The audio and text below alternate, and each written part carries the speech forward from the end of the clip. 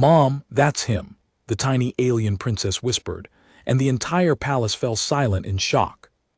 The first thing Cole Harper noticed when he was dragged into the throne room was the smell. It was like copper and rain and something older than both, something that had no name in any language he had grown up speaking. His boots scraped against a floor made of polished stone, so dark it looked like frozen night, and the two guards holding his arms were tall enough that he had to crane his neck just to see where their helmets ended and the ceiling began. He had been a cargo pilot for 11 years.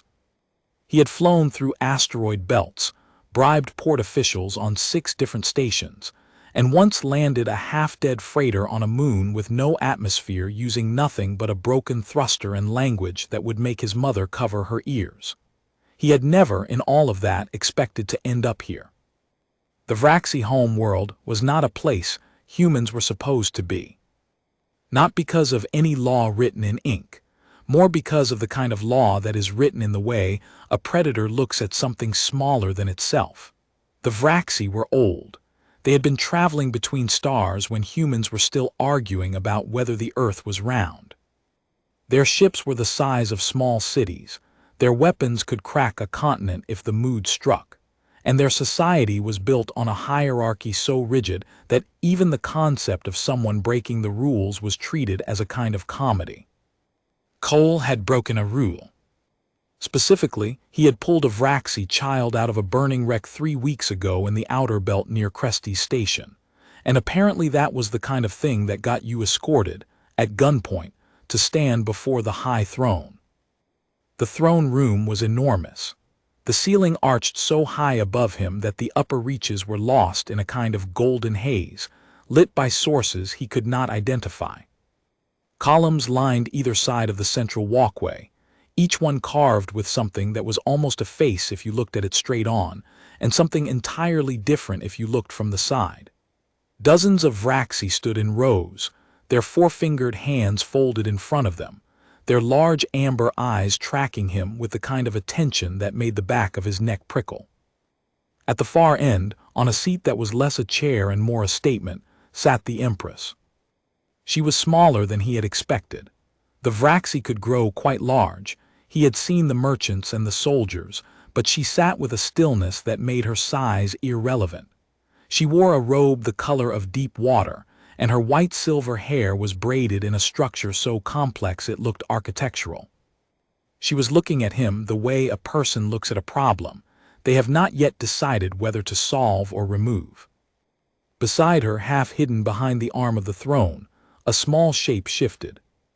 Cole had not noticed the child at first. She was tucked close to the Empress in the way a young animal tucks close to its parent, and she was watching him with eyes that were rounder than most Vraxi he had seen, still carrying that particular softness that belonged to something that had not yet learned to look unmoved at the world. He recognized her immediately. She was missing the little clip she had been wearing in her hair when he pulled her from the wreck, but everything else was the same. The slight tilt of her head, the way she held her shoulders. The calm she wore like a coat 2 sizes too large, a calm that did not quite fit but that she wore anyway because she had decided to. He had spent approximately 4 hours with her in the cargo bay of his ship while he waited for the Vraxi recovery vessel to reach them. He had given her a blanket and a container of water and the only food he had on hand, which was a slightly stale protein bar that she had examined with the kind of serious curiosity usually reserved for scientific specimens. She had not spoken much. Neither had he. But there had been something easy about the silence, which was not something Cole had ever expected to feel sitting next to a child from a species that could legally have him detained just for making eye contact with the wrong official. The Empress spoke. Cole did not understand the words. The translation device clipped to his collar gave a short burst of static and then caught up, rendering her voice into something flat and functional. "You are the human who retrieved my daughter from the debris field near Cresty Station." It was not a question, but Cole answered anyway because silence felt like the wrong choice. "Yes," he said, "I am." The Empress looked at him for a long moment, then she looked at her daughter. The child had not moved from behind the thrown arm, but she was still watching Cole with those wide, careful eyes. And then, in a voice that was barely a whisper but that carried in the silence of that enormous room the way a dropped pin carries in an empty hall, she said something. The translation device caught it half a second later. "Mom, that is him." And the throne room, which had been the kind of quiet that comes from many people being very careful not to make a sound, became an entirely different kind of quiet. The kind that happens when everyone in a room understands that something has shifted and no one yet knows in which direction. Cole Harper stood in the center of it, his boots still scraped from the guard's grip, his heart doing something complicated in his chest, and he waited to find out what came next. He had not expected to be alive this long. He certainly had not expected whatever this was. But he was Cole Harper, and he had landed a half-dead freighter on a moon with no atmosphere, and he had learned a long time ago that the moment you stopped trying to figure out what came next was the moment things went genuinely wrong. So he stood up straight, looked at the Empress of the Vraxi, and waited. 3 weeks earlier, the debris field near Cresty's station had been nobody's idea of a good place to be. Cole's ship, the Ardent March, was a mid-range hauler with a repaired left thruster, a coffee maker that worked on 3 of its 4 settings, and a cockpit that smelled faintly of solder no matter how many times he cleaned it. She was not pretty, but she was his, and she had never once let him down in 11 years of flying routes that polite pilots avoided. He had been running a standard ore delivery from the mining platforms above Cresty's when his proximity alert lit up like a festival. The Vraxi courier vessel was already coming apart when he found it. It was a small ship, fast and elegant in the way Vraxi design always was, built for speed rather than durability, and it had caught the edge of a micrometeorite cluster in exactly the wrong place. The hull had fractured along the forward section. The engines were cold. The distress beacon was broadcasting on a frequency that the Vraxi typically reserved for civilian emergencies. Cole had 3 choices. He could pretend he had not seen it. Ships in the outer belt vanished sometimes. It was not kind, but it was not illegal either, and getting involved in a Vraxi emergency was the kind of thing that could follow a human pilot for the rest of his career. He could report it to Cresty's station and let the authorities handle it. The response time would be somewhere between 40 minutes and 2 hours, depending on who was on shift and how much they cared. Or he could pull alongside and see if there was anyone still alive in there. He had thought about it for almost 30 seconds, which, for Cole, was a long time. Then he had matched velocity with the drifting ship and begun the docking process.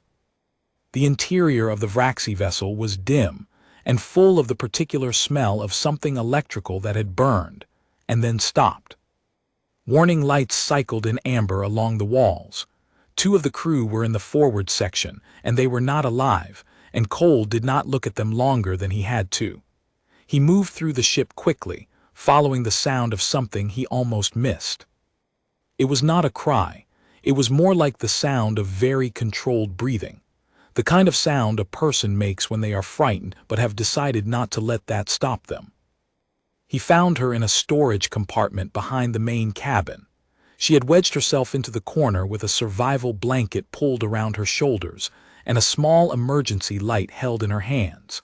She looked up at him with those wide amber eyes, and for a moment neither of them moved.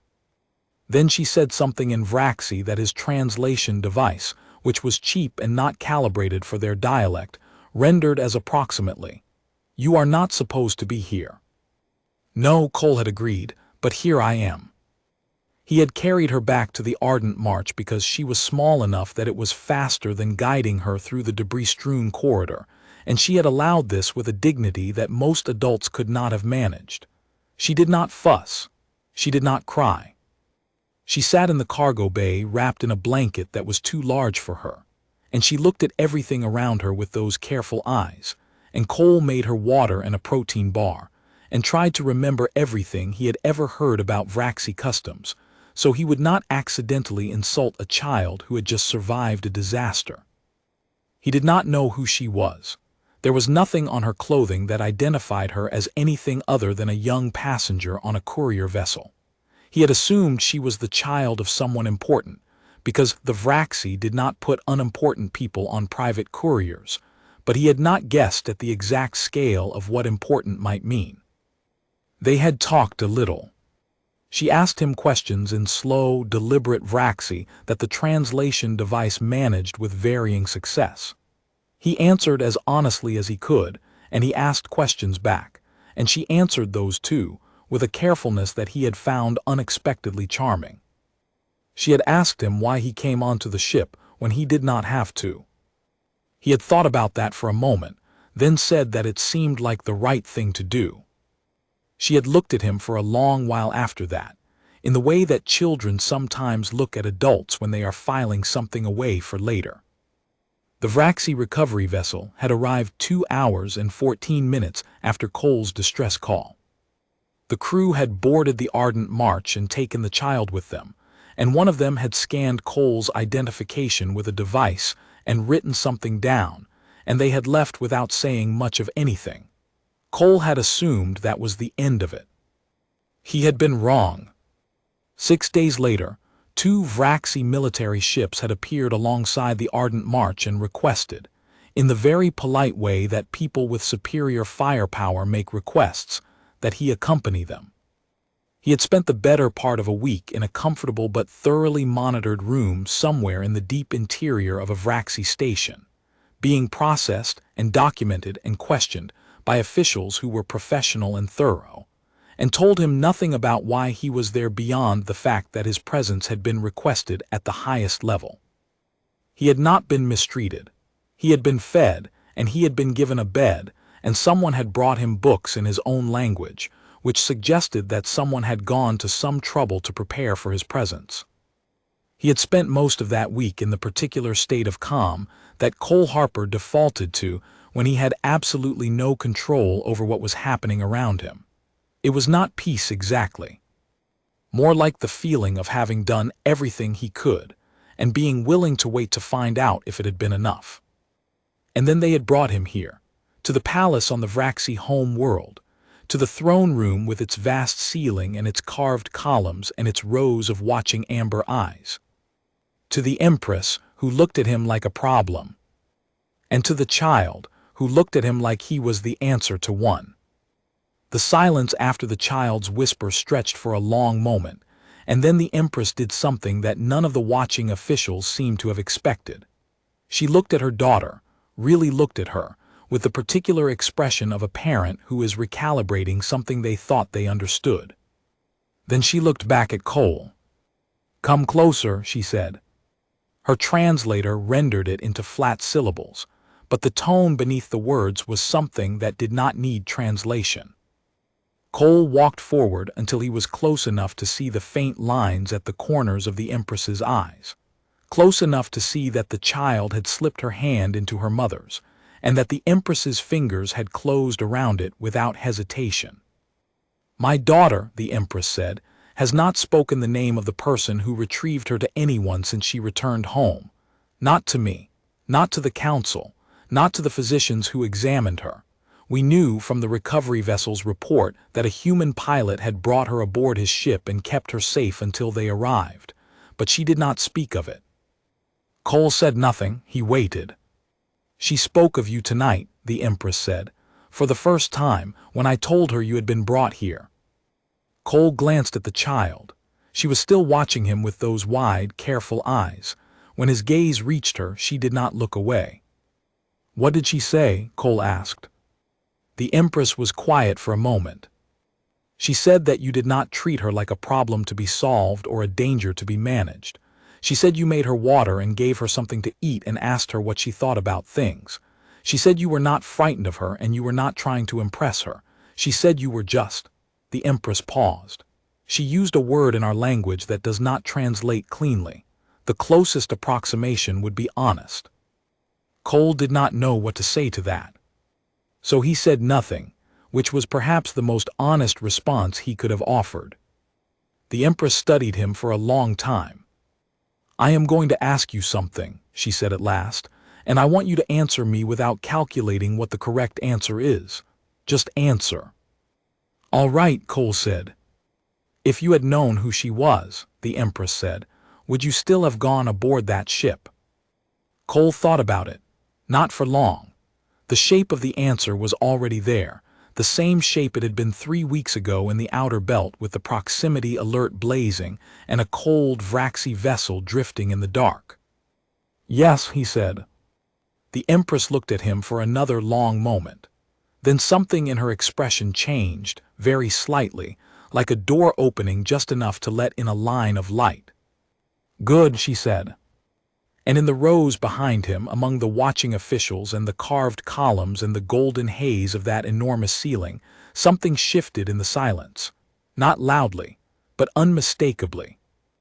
Cole Harper stood in the throne room of the Vraxi home world, with no ship and no plan and a coffee maker with 3 working settings waiting for him somewhere very far away. And he had the distinct and disorienting feeling that his life had just turned a corner he had not seen coming. The chamber they gave him was larger than his apartment back on Darren Station, which said something either about Vraxi hospitality or about the state of his apartment. Cole was not sure which.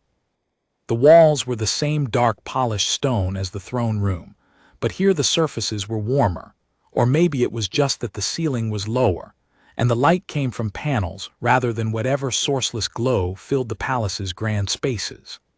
There was a sleeping surface wider than anything he had ever owned, a window that overlooked a garden he could not name the plants of, and a table with a collection of foods that he examined carefully before eating anything. He had been shown here by a Vraxi official who had the expression of someone performing a duty they had not been briefed on. The official had told him, in careful translated syllables, that he was a guest of the palace, and that his needs would be attended to, and that he should rest before his formal audience in the morning. Cole had asked whether he was free to leave. The official had paused for precisely long enough to answer the question without answering it. Cole had thanked him and let him go. He sat on the edge of the wide sleeping surface and looked out the window at the unfamiliar garden. The plants were dark-leafed and moved in a way that suggested wind, though he could not feel any air moving on this side of the glass. One of them was very tall and had a crown of what might have been flowers, each one shaped like something between a hand and a star. He thought about the Empress's question. He thought about the child's whisper. He thought about the way the entire room had gone still when she said it, the way sound sometimes stops when something important has happened, and the people present are not yet sure how to continue. Cole was not a man who spent much time thinking about the significance of things.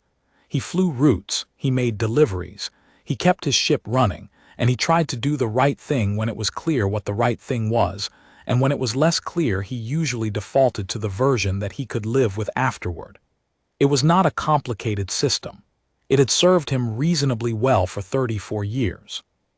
But there was something about this situation that made him want to pay closer attention than usual. He was on the Vraxi home world. That alone was the kind of thing that human pilots told stories about in dockside bars on stations that had enough history with Vraxi trade routes that the stories were actually credible.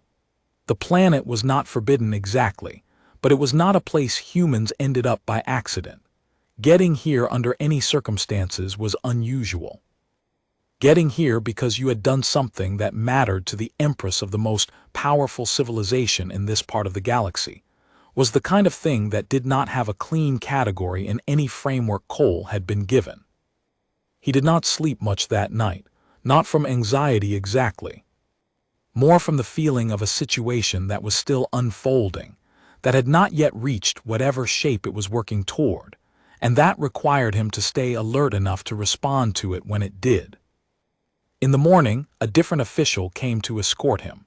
This one was younger, or at least seemed younger, and had the slightly earnest quality of someone who had been given an assignment they were taking very seriously.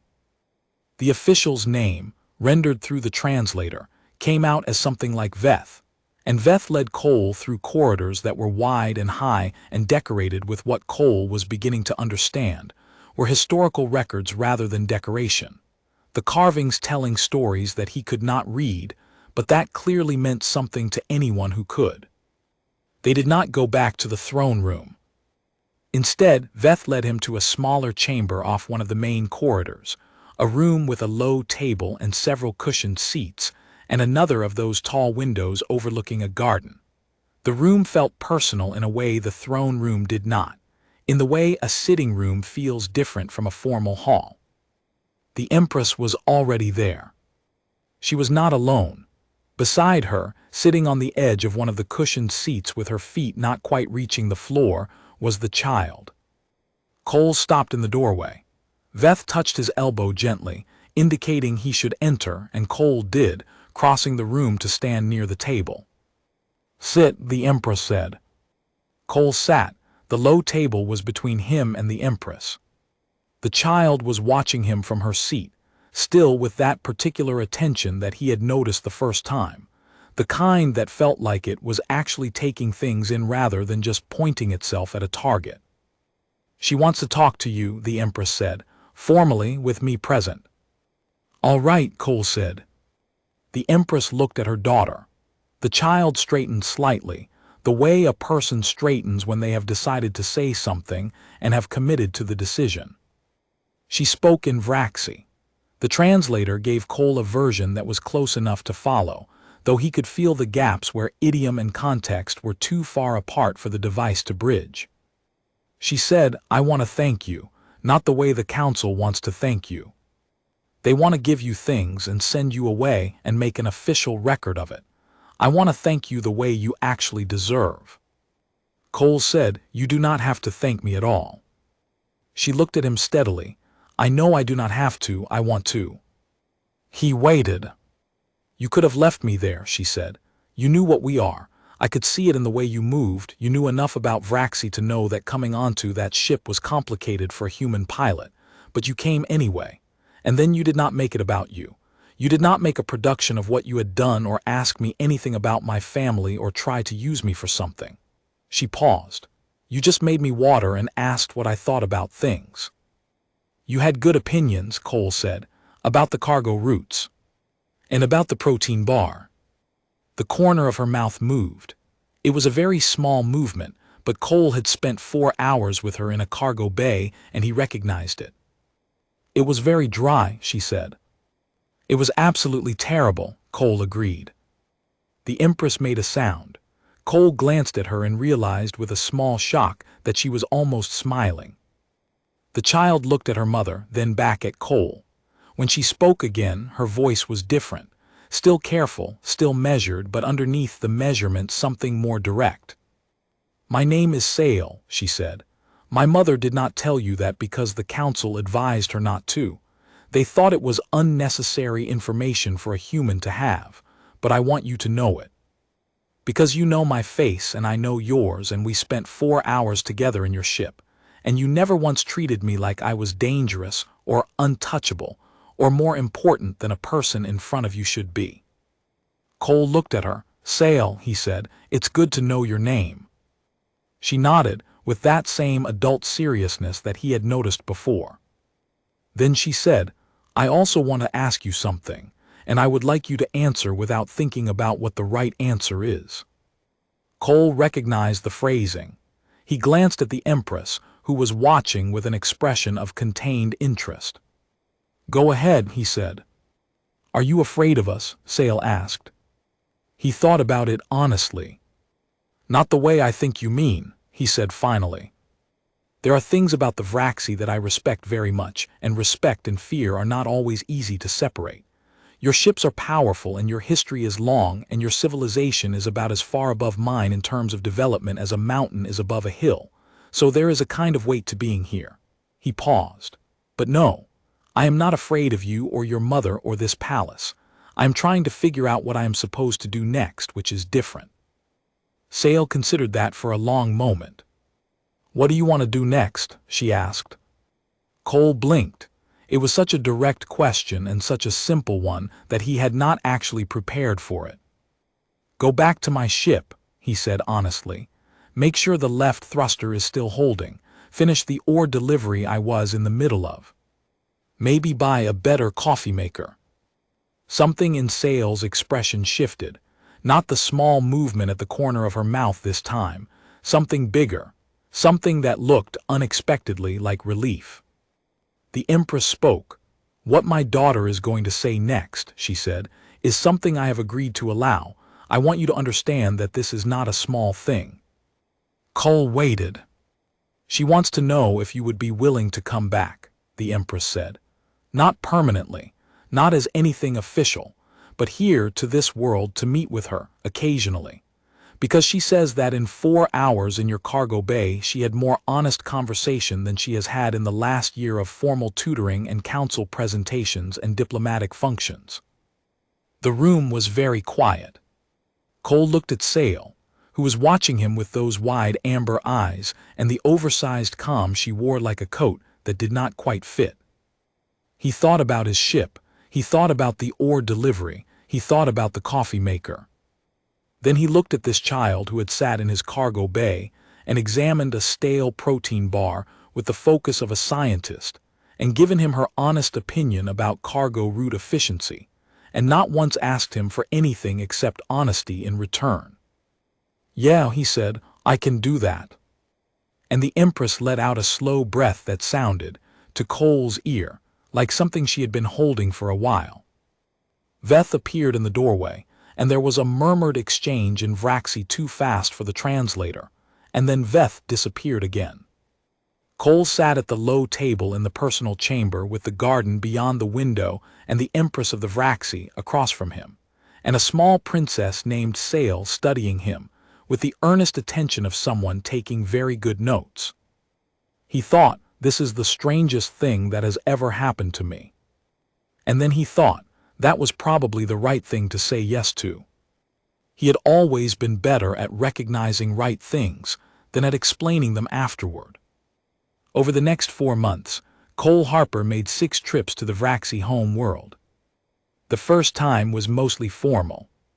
There was documentation, and there were officials who processed his flight clearances with the careful attention of people doing something unprecedented and wanting the record to reflect that they had handled it correctly. His ship was given coordinates and a lane designation that did not appear on any chart he had ever seen, which told him something about the kind of route they were allowing him to use. The second time, there was still formality, but less of it. Veth met him at the landing platform with the earnest efficiency that Cole had come to associate with the young official, and he was walked through the palace to the personal chamber, and Sale was there with a data pad and a list of questions she had written down since his last visit. She asked him about human history. She asked him about the outer belt trade routes and why human pilots preferred certain corridors over others when the mathematical shortest path was sometimes different. She asked him about his family, and he told her about his mother who ran a transport company on Darren Station and his older brother who taught navigation at the station's technical school, and she listened to all of it with that focused attention. He asked her questions too. He asked about the carvings in the corridors, and she explained them in the patient way of someone who has known a thing so long they have to work backward to find where to start. He asked about the plants in the garden, and she named them for him, and when he could not replicate the Vraxi words, she made a small sound that was not quite laughter but was clearly related to it. The Empress was not always present for these meetings. Sometimes she sat across the room with her own documents, clearly listening but not interrupting.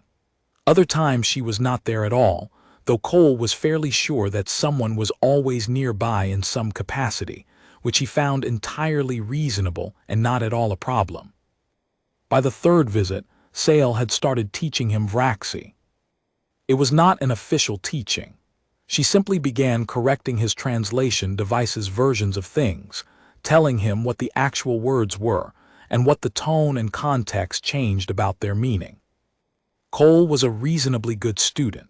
He had picked up functional versions of 3 other trade languages over his years in the outer belt, not clean or beautiful versions but workable ones, enough to navigate a conversation without depending entirely on devices that sometimes failed at the worst moments. Vraxi was harder than the trade languages. It was not just vocabulary, the structure was different in ways that took some adjustment. But Sale was patient, and she found his mistakes interesting rather than frustrating, which made the learning go faster than it might have otherwise. On the fourth visit, Cole met the council for the first time. He had known they existed. The Empress had mentioned them in passing, and Sale had mentioned them in ways that suggested she found them somewhat oppressive. They were the governing body beneath the Empress, the gathered representatives of Vraxi civilization's major interests, and they had, apparently, been watching Cole's visits with the kind of attention that governing bodies pay to anomalies. The meeting was arranged through channels that did not involve Cole's input in any meaningful way.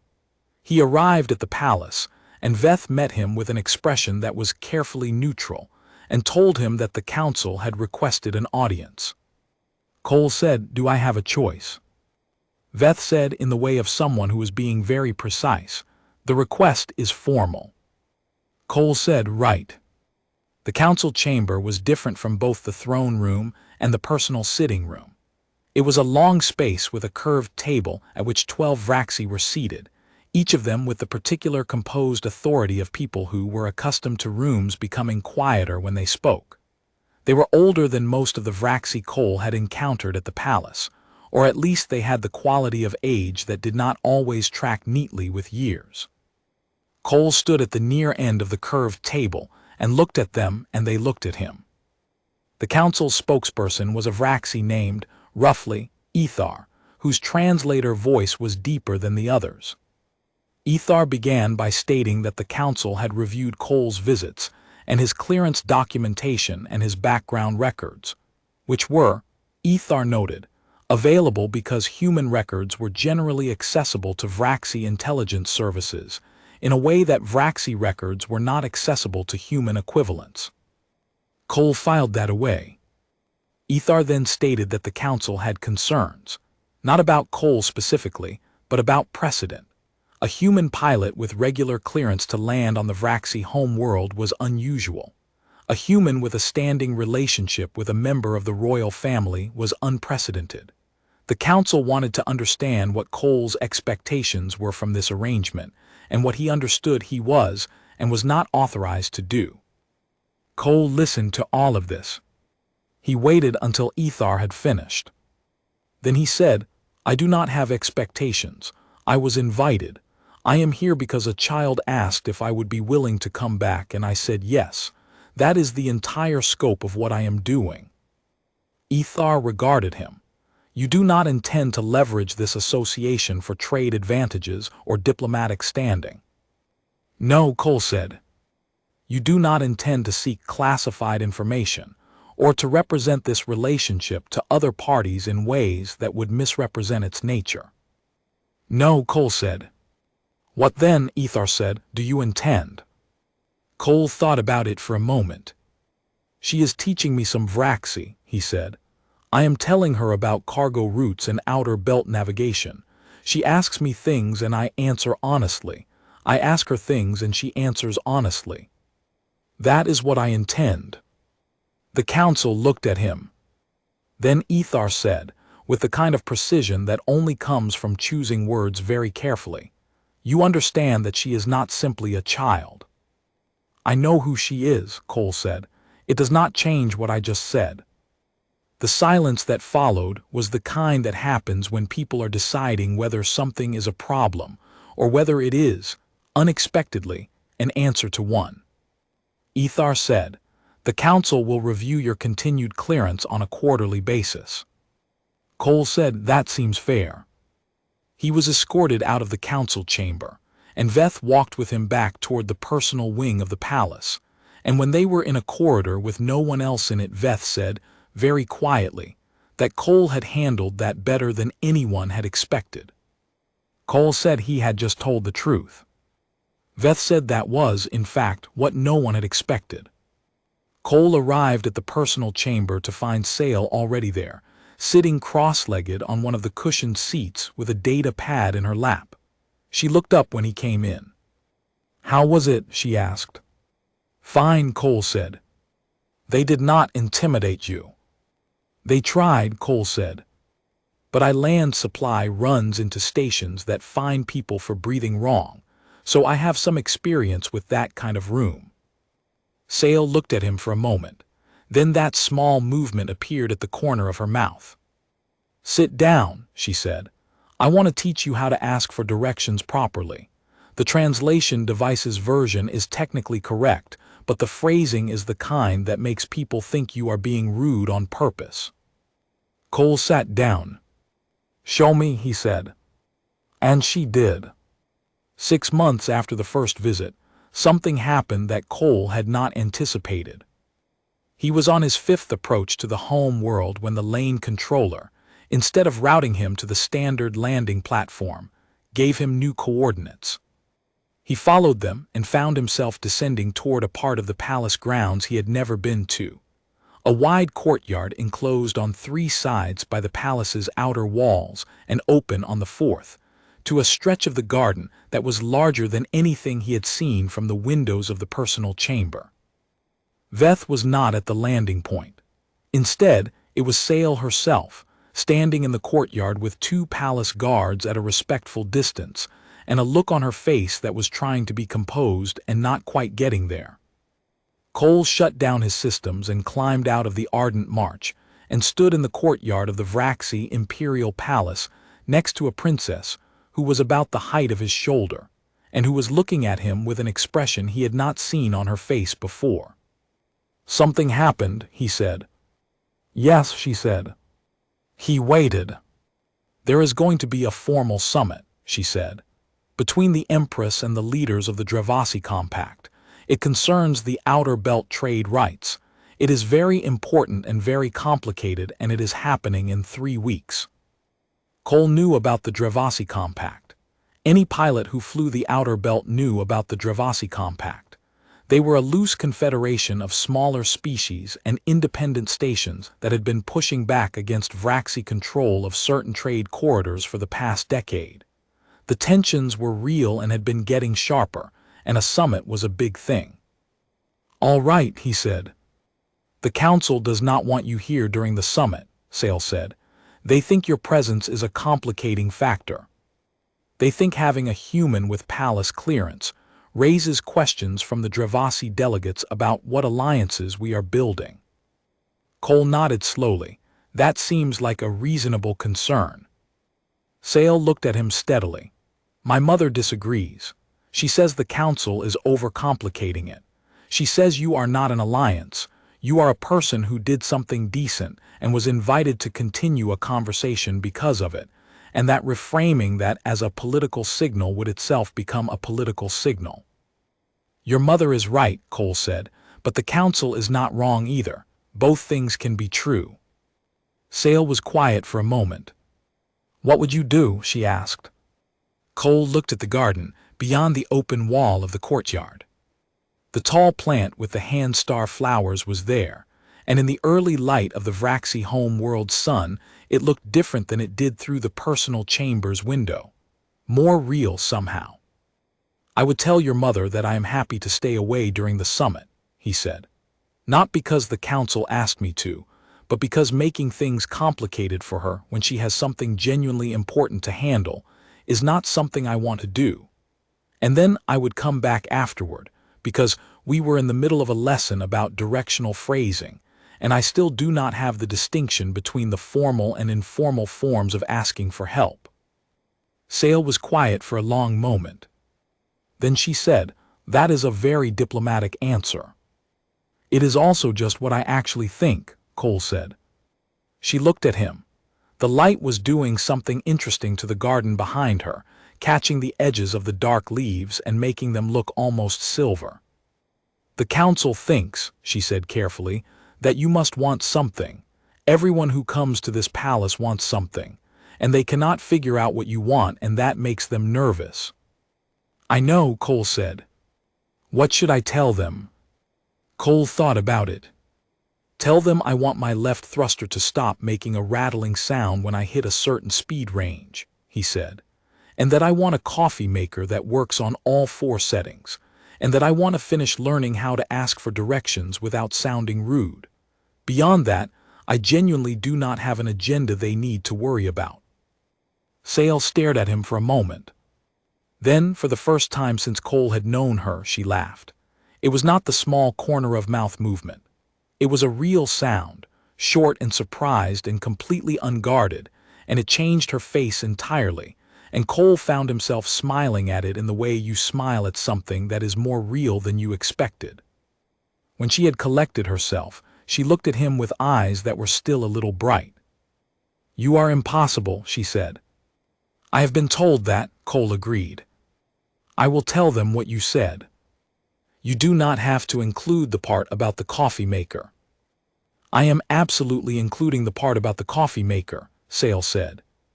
She walked with him back toward the landing platform, the guards trailing at a distance that was close enough to be present and far enough to be polite. They talked about the directional phrasing lesson, and Cole tried 2 of the variants he had been practicing, and she corrected one of them with the patient precision that had become familiar to him over months of this. At the edge of the landing platform she stopped. "Cole," she said. He stopped too and looked at her. "Thank you," she said, "for understanding why the summit matters, and for not making it complicated." "You would have done the same," he said. She considered that. "I would have tried to," she said. "I am not sure I would have made it look as easy as you make it look." Cole did not know what to say to that. He defaulted to the version he could live with. "I will see you after the summit," he said. She nodded. The composed quality was back in her face, the coat that did not quite fit, but underneath it was something steadier than it had been 6 months ago. He climbed back into the Ardent March and ran his startup sequence and lifted out of the courtyard and pointed himself back toward the outer belt. The Vraxi home world shrunk in his rear display, and the stars opened up around him, and the left thruster made a sound at a particular speed range that he had long since learned to live with. He had a delivery to finish. He had a coffee maker to replace. He had a lesson to come back to. He set his course and flew. The summit lasted 9 days. Cole spent them on a legitimate ore run through the middle belt, the kind of straightforward work that paid decently and required enough attention to keep him from thinking too much about things he had no control over. He heard about the summit through the usual channels, the station news feeds that came through his receiver during rest cycles. The Empress of the Vraxi and the Dravasi Compact's Joint Council had reached an agreement on outer belt transit rights that gave the compact better access to 3 corridors in exchange for recognition of Vraxi jurisdiction over a disputed station sector. It was called a breakthrough by the news feeds and a compromise by the people who actually knew what it cost, and Cole supposed both were true. He did not hear from anyone at the palace during those 9 days. On the 10th day, he filed his return flight plan using the lane coordinates that had been given to him on his second visit. He flew the route without incident, following the unmarked lane through the outer approaches to the home world, and the lane controller greeted him by designation and gave him clearance in the matter-of-fact way that had replaced the careful formality of his early visits. He landed in the courtyard again. It was late afternoon by the home world's clock, and the garden was lit with the particular warm quality of a sun at a low angle, and the hand-star plants were doing something with the light that was genuinely beautiful. Veth was at the platform this time, with the look of someone who had not slept enough recently. "The summit went well," Cole said. "Mostly," Veth said. "Come inside." They walked through the palace, through the corridors with their carved histories, and Cole thought about how much more he understood of what he was looking at than he had the first time he had walked this route. Not everything, but more. The personal chamber was full when they arrived. Not just Sale and the Empress. There were 3 other Vraxi in the room, 2 of them older and one of them approximately Sale's age, and they all looked up when Cole walked in with the particular attention of people who have been told something, and are now checking whether the thing they were told matches reality. Cole stopped just inside the doorway. Sale stood up from the cushioned seat. She looked tired in the way of someone who has been performing competence for 9 days and is glad to stop. "Cole," she said, "I want to introduce you to some people." He looked at the room. The Empress was watching him with that same expression of contained interest that he had come to recognize. The 3 others were harder to read. "The older ones are my father's cousins," Sale said. "They came for the summit and they are staying for the formal recognition ceremony next week. And the one my age is Kren, who is from the Lethais branch of the family and has been asking about you since I told him you existed." The young Vraxi named Kren was looking at Cole with an expression that was almost aggressively curious. "He said you are a cargo pilot," Kren said. Through the translator, his voice was light and quick. "I am," Cole said. "He said you fly alone." "Usually." "And you pulled the princess out of a destroyed ship, using only your own ship and your own judgment." "There was not much more available," Cole said. Kren looked at him for another moment. "I want to learn to fly," Kren said. "The council says it is not an appropriate interest for someone of my position." Cole glanced at the Empress, who was looking at the ceiling in the way of a person who is choosing not to be involved in something. "What does your mother say?" Cole asked. "My mother says I should find something to balance the theory with the practice," Kren said. "She says knowledge that exists only in documents is not the same as knowledge you can use." Cole looked back at Kren. "She is right. The council says the risk is unacceptable." "The council," Cole said carefully, "is not wrong. Flying has genuine risks, but there are ways to learn that manage those risks." Kren looked at him steadily. "Would you teach me?" The room was quiet. Cole felt the weight of the question settle. He looked at the Empress again. She had lowered her eyes from the ceiling and was watching him with an expression that was, if he was reading it correctly, curious about what he was going to say. He looked at Sale. She was watching him with the wide amber eyes and the careful attention, but underneath the attention was something that was almost hopeful. Cole thought about his ship. He thought about the left thruster. He thought about the lane designation that let him land in the courtyard of the most powerful civilization in this part of the galaxy. He thought about a child in a cargo bay who had asked him why he came onto a damaged ship when he did not have to, and he had said it seemed like the right thing to do. "I cannot make you a pilot," he said to Kren. "That is something that takes time and training and more than I can offer you in visits to the outer belt, but I can show you what it actually looks like. The real version, not the version in documents, the decisions you make and why. The way a ship talks to you through the controls when something is wrong. The part where you are alone and it is dark and you have to trust what you know and what you feel." Kren looked at him for a long moment. "Yes," he said, "that is what I mean." "Then we can talk about it," Cole said. "Properly, with your mother's agreement and the council's awareness, not behind anyone's back. Because if you are going to learn something real, you should learn it honestly." The room was quiet again. But it was a different quiet than the throne room had been on that first day. This one was not shocked. It was more like the quiet that happens when something that has been growing reaches the point where it is visible, and everyone present is deciding how to understand what they are seeing. Sale sat back down on the cushioned seat. Kren looked at the older cousins with an expression that clearly meant "I told you so" in any language. The Empress looked at Cole for a long moment and then, quietly, said something in Vraxi that Cole's translator rendered, imperfectly but recognizably, as, "He does not bend." Cole was not sure if that was an observation or a compliment. He chose to treat it as both. That evening, Veth showed him to a different chamber than the usual one, larger and higher ceilinged, with a better window and a garden view that was broader. Cole did not comment on the upgrade. He set his bag down on the wide sleeping surface and looked out at the garden in the early dark of the home world's night. The handstar plants glowed faintly in the dark. He had not known they did that. Sale had not mentioned it. He watched them for a while, those soft points of light in the black-leaved garden, and thought that this was the kind of thing that you could not learn from any document, that you had to be present for. He thought about the ore delivery waiting for him. He thought about the coffee maker he had finally replaced on his last stop at Cresty Station, the new one that worked on all 4 settings and made something that was actually close to what the label claimed. He thought about Sale asking him what he wanted, and him saying, "Go back to my ship."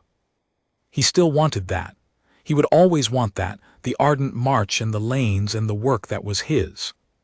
But he was beginning to understand that wanting something did not mean you could not also want other things, and that some things came into your life sideways, through a debris field in the outer belt, through a child with an oversized calm and honest eyes, through a question asked in a throne room, and that the right response to those things was not to manage them or file them away, but just to be present for them. He was good at being present for things. It was, possibly, one of the better things he was good at. He watched the hand-star plants glow in the dark until the home world's night was fully in, and then he slept well for the first time in 9 days. In the morning, Sale knocked on the chamber door at the particular time she had apparently identified as when he was up but not yet entirely organized, which was a more specific observation than most people made. She had a data pad with the directional phrasing lesson loaded, and also, he noticed, a small container of something that smelled like the Vraxi approximation of coffee, which he had mentioned once in passing being fond of. He took the container. He tried the phrasing variants she indicated. She corrected the 2 that needed it without making it feel like correction, and told him the 3rd one was now genuinely correct, and that he could use it in a real context without embarrassing either of them. He told her about the glowing plants. She looked at him with an expression that suggested she had not considered that he might not know about the glowing plants. "They do that every night," she said. "I know that now," Cole said. She considered him for a moment. "There is a lot," she said slowly, "that I forget you do not know, because you learn the things I tell you very quickly and you ask good questions, and it is easy to assume that you know more than you do." "I know quite a lot less than I seem to," Cole said honestly. "That is not an insult," she said. "I know," Cole said, "it is just true." She was quiet for a moment. "The cousins want to meet with you formally this afternoon," she said. "They have questions about outer belt trade navigation. They are being careful not to say that they are impressed by you because impressing them is apparently difficult. But Kren told me last night that the older one said you were direct without being rude, which from him is not a small thing." "I will meet with them," Cole said. "They may ask you things that feel like tests," Sale said. "They can," Cole said. "And you will just answer honestly." "It seems to work," Cole said. She looked at him for a moment with those wide amber eyes. Then she said quietly, "Yes. It does." Outside the window, the home world sun was climbing toward mid-morning, and the hand-star plants had gone back to looking like dark leaves with crowns that were merely shaped like something between a hand and a star, and the garden was full of the kind of light that made every color slightly more itself than usual. Cole Harper sat in the personal chamber of the Vraxi Imperial Palace with a container of something like coffee and a data pad with a language lesson, and a day ahead of him that was full of things he had not planned for.